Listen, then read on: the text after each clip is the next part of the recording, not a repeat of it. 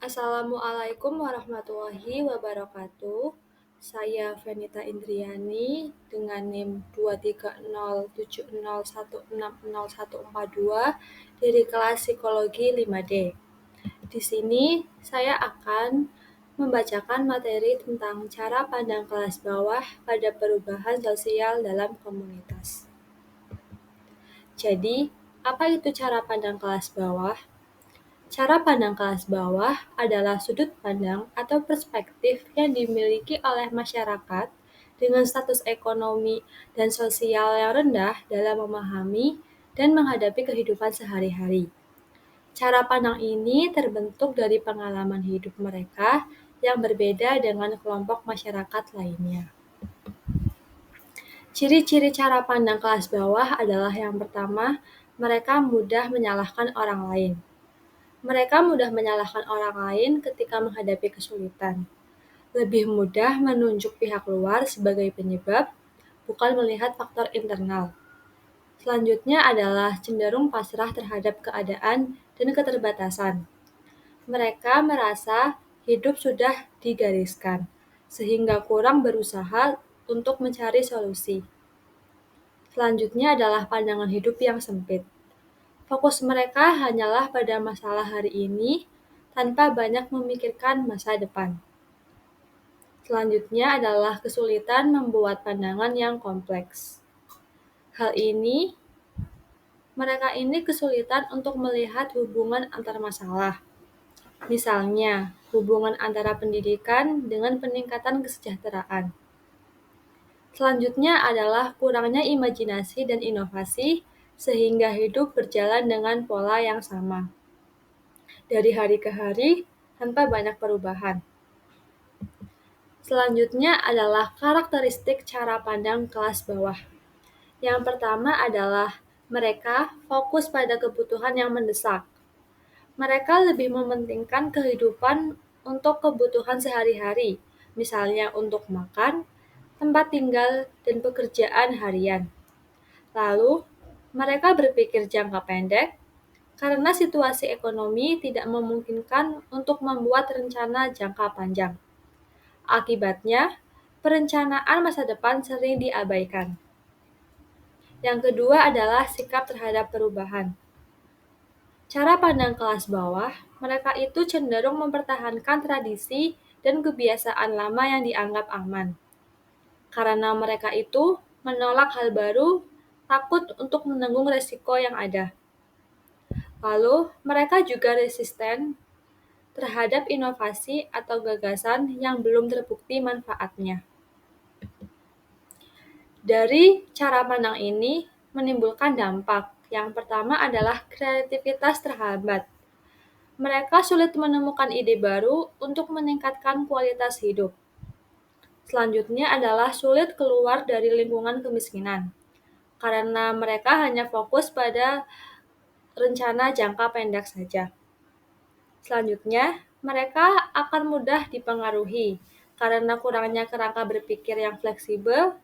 Mereka bisa dipengaruhi oleh tokoh yang membawa ide yang ekstrim, hoax, atau ajakan negatif. Lalu, upaya untuk mengatasi hal tersebut agar kualitas hidup masyarakat kelas bawah meningkat diperlukan pemberdayaan komunitas, melibatkan masyarakat dalam kegiatan bersama agar mereka merasa kekuatan untuk berubah. Misalnya, pelatihan keterampilan kerja, koperasi, atau gotong royong produktif. Selanjutnya adalah sugesti positif, memberikan motivasi, dorongan, dan harapan agar mereka lebih percaya diri. Misalnya, melalui tokoh masyarakat yang menginspirasi.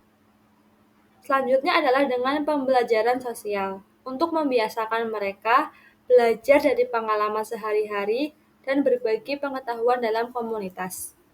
Namun, terdapat faktor penghambat perubahan dalam komunitas. Yang pertama adalah kurangnya interaksi dengan komunitas lain, sehingga cara pandang mereka terbatas. Yang kedua, ilmu pengetahuan lambat berkembang karena minim akses pendidikan. Yang ketiga, sikap terlalu tradisional yang membuat masyarakat enggan untuk berubah. Yang keempat, kepentingan tertentu yang mengakar, misalnya dominasi tokoh tertentu. Yang kelima adalah takut kehilangan budaya jika menerima hal-hal baru. Yang keenam, prasangka terhadap pembaruan karena dianggap akan mengancam kehidupan lama. Yang ketujuh adalah hambatan ideologis, misalnya pandangan agama atau politik yang kaku di suatu komunitas. Yang kedelapan adalah adat atau kebiasaan yang kuat sehingga susah untuk diganti atau dirubah. Yang kesembilan adalah anggapan bahwa kehidupan atau keadaan buruk itu tetap. Misalnya, mereka merasa kemiskinan adalah nasib yang tidak bisa diubah. Lalu, tips praktis untuk bekerja dengan komunitas kelas bawah adalah yang sebaiknya dilakukan, yaitu mendengarkan cerita dan keluh mereka dengan serius. Yang kedua, menggunakan pendekatan yang sederhana dan konkret.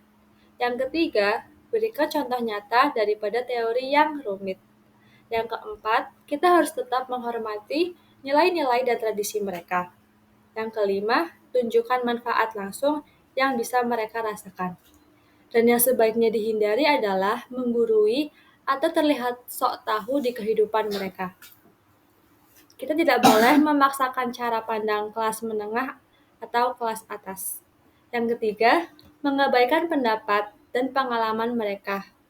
Yang keempat, menjanjikan hal-hal yang tidak realistis. Dan yang kelima, terburu-buru ingin melihat perubahan. Selanjutnya, Unity of Science untuk kali ini adalah dari Quran Surat Al-Alaq ayat 1-5 yang artinya bacalah dengan menyebut nama Tuhanmu yang menciptakan. Dia telah menciptakan manusia dari segumpal darah. Bacalah dan Tuhanmu lah yang maha pemurah, yang mengajar manusia dengan perantara kalam. Dia mengajar kepada manusia apa yang tidak diketahuinya. Relevansi dengan perubahan sosial pada cara pandang kelas bawah yaitu pentingnya pendidikan ilmu, yaitu perintah untuk iqra atau membaca itu menekankan bahwa pendidikan adalah motor atau yang bisa menjalankan perubahan sosial tersebut. Yang kedua, transformasi manusia. Dari segumpal darah menjadi makhluk berilmu menggambarkan adanya proses perubahan dan pembangunan dari komunitas kelas bawah menjadi kelas atas. Yang ketiga adalah peran pengetahuan, yaitu mengajar manusia apa yang tidak diketahuinya, menunjukkan bahwa ilmu pengetahuan bisa mengubah suatu komunitas. Kesimpulannya, cara pandang kelas bawah kerap membatasi perkembangan karena terjebak dalam pola pikir dan lingkungan yang sempit. Melalui pemberdayaan, sugesti positif, dan pembelajaran sosial, mereka bisa lebih sadar, kreatif, dan mampu menghadapi tantangan. Dalam psikologi komunitas, perubahan efektif tercapai jika berangkat dari sudut pandang masyarakat sendiri agar program bantuan lebih diterima dan berkelanjutan. Berikut referensi yang saya pakai. Terima kasih. Jika ada salah kata, saya mohon maaf. Wassalamualaikum warahmatullahi wabarakatuh.